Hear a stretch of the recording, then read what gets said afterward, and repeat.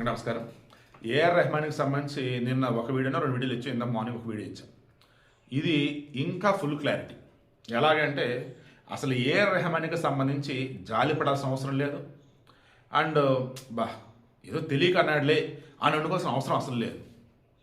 తస్లీమా నస్రీన్ బంగ్లాదేశ్ రచయిత్రి ఏకంగా ఆ సమాజం ఆమెని నానా ఇది చేస్తే ఐ థింక్ ఇప్పుడు ఇండియాలో ఉంటున్నట్టుగా ఉన్నారు. ఆమె మీద జాలి పడాలి. నిజాలు చెప్పినందుకు గాను ముస్లిం సమాజ్ నుంచి ఎన్నో ఏమంటారు దాన్ని వార్నింగ్లు ఎదుర్కొంది, నిలబడింది.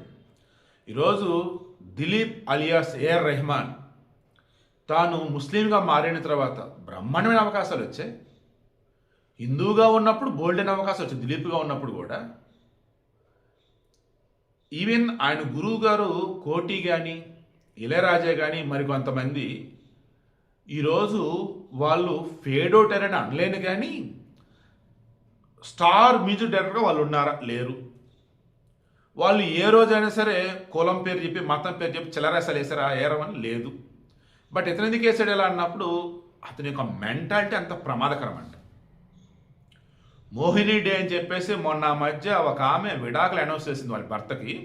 ఆ తర్వాత కాసేపటికే సైరా భాను ఏఆర్ రెహమాన్ భార్య ఆమె విడాకులు అనౌన్స్ చేసింది.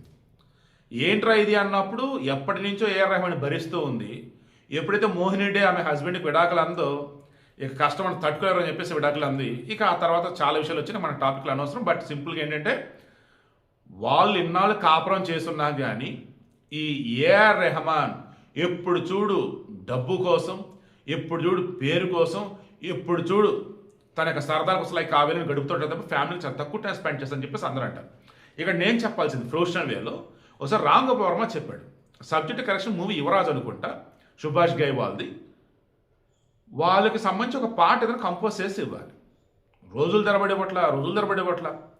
దెన్ ఏంటిది అని చెప్పేసి ఓ రోజు నిర్మాత అడిగితే పలానా రోజు రా అని చెప్పాడు. వెళ్ళాడు, ఆయన లేడు, ఆయన అసిస్టెంట్ ఉన్నాడు. ఒక పెన్ డ్రైవ్లో మ్యూజిక్ కేసు ఇచ్చాడు. ఏంటిది అన్నప్పుడు ఏఆర్ రెహమాన్ చెప్పింది ఇది సాక్షాత్తు రామ్ గోపాల్ వర్మ అని చెప్పాడు. ఏఆర్ రెహమాన్ ఏమన్నాడు, నువ్వు డబ్బులు ఇస్తుంది నా బ్రాండ్ కోసం, మ్యూజిక్ ఎవడైనా ఏం పర్లేదు, నా బ్రాండ్ వాడుకో ఏఆర్ రెహమాన్ అని చెప్పేసి అన్నాడు. అంత అహంకారం, పొగరబోతాను. ఈవెన్ ఆయన దగ్గర పనిచేసినటువంటి వాళ్ళలో కూడా చాలామంది బయటికి చెప్పలేక కక్కలేక మిగిలిన సైలెంట్గా ఉంటారు. ఈరోజు ఏఆర్ రెహమాన్ తన బుద్ధి బయట పెట్టుకున్నాడు. ఏమన్నట్టు, ఇప్పటికీ షారూఖ్ ఖాన్ అన్నా, అమీర్ ఖాన్ అన్నా, సల్మాన్ ఖాన్ అన్నా, ఖాన్ త్రయం వీళ్ళ ముగ్గురు కూడా ఇండియాలో సూపర్ స్టార్లు. వీళ్ళ ముగ్గురికి హ్యూజ్ ఫ్యాన్ బేస్ అంటే హిందువులే ఉంటారు. వాళ్ళు ఏ రోజు కూడా మేము ముస్లింలు అవటం వల్ల మాకు ఇబ్బందులు వస్తున్నాయి ఏ రోజు అనలేదే. బట్ ఏఆర్ రెహమాన్ ఏమన్నాడు, ముస్లిం అవటం ద్వారా అండ్ పవర్ షిఫ్ట్ అవటం ద్వారా అవకాశాలు రావట్లేదు అంటే మనసులో ఎంత కుట్ర పెట్టుకున్నాడు ఈ మాట. ఎప్పటి నుంచో కూడా విషం చెమ్మాలి, విద్వేషం చెమ్మాలని వేళ ఉన్నాడా అంటే ఎప్పటి నుంచి ఉండలేదో తెలీదు. మోడీ గవర్నమెంట్ వచ్చాక మత మార్పిట్లకు అడ్డుకట్ట వేస్తున్నాడు. అండ్ దేశంలో వచ్చేసి హిందువుల మీద దాడులు తగ్గిపోయినాయి. అవునన్నా కాదన్నా ఇతర మతస్థుల విషయంలో కూడా ఏవైతే గతంలో భయంకరమైన ఫ్రీడమ్ ఉందో దాన్ని కట్ చేసి అందరితో సమానంగా అన్నట్టుగా రాజ్యాంగం ఫాలో అవ్వనట్టుగా చెప్పున్నాడు. ఇలా చెప్పుకుంటూ పోతే మోడీ మీద కొంతమంది so called Muslims, that converted ముస్లిమ్స్కి కొంత వ్యతిరేకత అన్నమాట నిజం.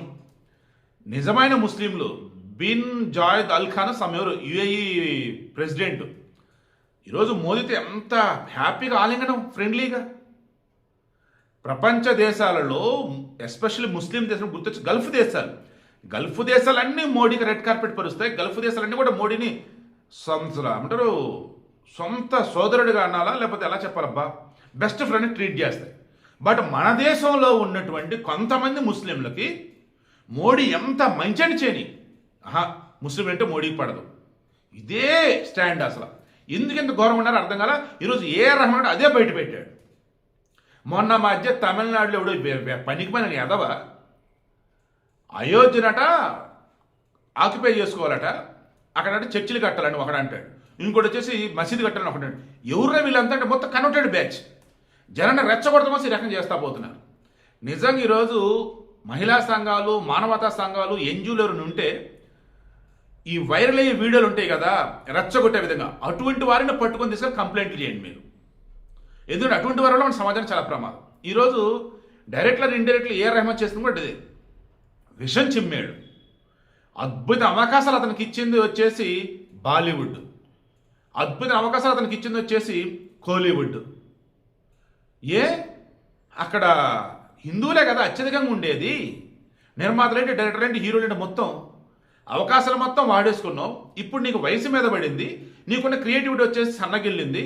ఏకడిగా కన్సర్ట్లు, మ్యూజిక్ ఆల్బమ్స్ ఇచ్చేసుకుని బతుకుదాని వేళ నువ్వు ఉన్నావు డబ్బు డబ్బు డబ్బు అంటూ.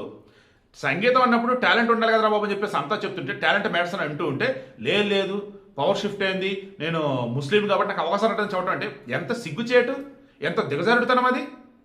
అనిరుద్ధ్ ఈరోజు అద్భుతంగా పడుతున్నాడు లేదా? మన దగ్గర తమన్ కావచ్చు, దేవిశ్రీ కావచ్చు, లేటెస్ట్గా భీమ్ సిస్రీలు ఎలా కొడతాను మ్యూజిక్ అసలు. కీరవాణి అండి ఎప్పటి నుంచో కూడా సూపర్ సూపర్ సాంగ్స్ ఇచ్చున్నాడు. ఇప్పుడు మన రాజమౌళి ఇంకేదన్నా 1-2 సినిమాలు వస్తున్నాయి, ఏమైనా అన్నాడా? అండ్ కోటి అద్భుత మ్యూజిక్ డైరెక్టర్ సైలెంట్గా ఇప్పుడు ఉన్నాడు, ఏమైనా అన్నాడా? మణిశర్మ ఏమైనా అన్నారా? మణిశర్మ మన మధ్య కూడా ఇదిగో కొత్త వాళ్ళకి లేదంటే కుర్ర వాళ్ళకి వచ్చేసి ఒక 4 సినిమాలు ఇస్తే నాకు ఒక సినిమాని ఇవ్వండి అయ్యా బాబు అని చెప్పేసి అడిగాడు పాపం. అంతేనేమన్నా అన్నాడా? ఈ ఏఆర్ రెహమాన్ లాగా పిచ్చి పిచ్చిగా వాగాడా? దేశం పరువు తీసే విధంగా, హిందువుల మీద విషం చిమ్మే విధంగా, ముస్లింలకి సింపతి కార్డు అనకూడదని అజరుద్దీన్ ప్రజెంట్ కాంగ్రెస్ ఎమ్మెల్సీ, అతను సమేత మంత్రి కూడా ఉన్నాడు. అతను సైతం మొన్న మధ్య ఎప్పుడో టీమిండియా కెప్టెన్ కూడా చేసి ముస్లిం సింపతి కార్డు వాడతాడు. ఈ ముస్లింల సింపతి కార్డు వాడేవాళ్ళు కానీ క్రైస్తవుల సింపతి కార్డు వాడేవాళ్ళు గుండెల మీద చేసుకోండి. అసలు ప్రపంచంలో ఏ దేశంలో కూడా లేనటువంటి మత స్వేచ్ఛ నా భారతదేశంలో ఉంది. ప్రపంచంలో మీరు అక్కడ ఉన్నప్పుడు ఓన్లీ ఒక మతమే డామినేషన్ అక్కడ, ఏ దేశం వెళ్ళండి. బట్ భారతదేశంలో అత్యధికులు ఉండే హిందువులు సైలెంట్గా ఉంటారు, మిగతా మతాలు డామినేషన్ ఉంటుంది ఇక్కడ. అదేంటంటే అంతే అలా అలవాటు చేశారు పాలకులు. సర్దుకుపోండి అని. సర్దుకుపోవడం కాదు, అర్థం చేసుకొని బతుకుతూ ఉన్నాం మేము. ఈరోజు పర్షియన్లు అండి ఎంతమంది మన దగ్గరకు వచ్చింది, బ్రహ్మాండ బతుకుతున్నారు. యూదులు ఎంతమంది మన దగ్గరకు వచ్చింది, బ్రహ్మాండ బతుకుతున్నారు. ఇలా ప్రపంచవ్యాప్తంగా ఆయా దేశాలలో వ్యతిరేకత ఎదుర్కోవటం కావచ్చు, చిన్నచూపు చూస్తున్నటువంటి మతాలు ఏవైతే ఉన్నాయో తట్టుకోలేక భారత్కు వచ్చారు, బ్రహ్మాండ బతుకుతూ ఉన్నారు. ఈరోజు భారతదేశంలో అత్యధికులు ముస్లింలు ఎవరైతే ఉన్నారో వాళ్ళంతా కూడా ఒకప్పుడు వాళ్ళ పూర్వీకులు ఎవరైతే ఉన్నారో హిందువులు కాదా, మత మార్పులు జరిగినాయి. బట్ భారతీయులుగా బతికేస్తారు సంతోషంగా. అలా క్రైస్తవులు ఈరోజు భారత క్రైస్తవులలో ఎంతమంది అండి సర్టిఫికేట్లో ఎస్సీ హిందూ అని పెట్టి బయట క్రిస్టియన్గా వాళ్ళు ఉంటుంది. ఇంత మత స్వేచ్ఛ, ఇంత ఫ్రీడమ్, వాక్ స్వాతంత్రం నిత్యం చూస్తూ ఉన్న సోషల్ మీడియాలో హిందూ దేవులని, హిందూ ఆచార వ్యవహారాలని ఎంత ఘోరంగా మాట్లాడతారా అసలు. స్వేచ్ఛ ఆ రకంగా ఇచ్చాం కదరా.